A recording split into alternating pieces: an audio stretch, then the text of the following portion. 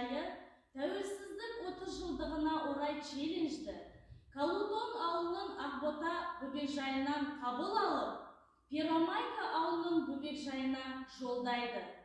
Мен үшін тәуелсіздік деген адамның, елдің, халықтың еркіндігі.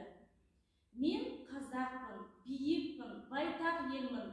Қайта тудым өмірге, қайта келдім. Мыңда бір тірілдім, мәңгі өлмеске. Айта бергім келеді, айта бергім.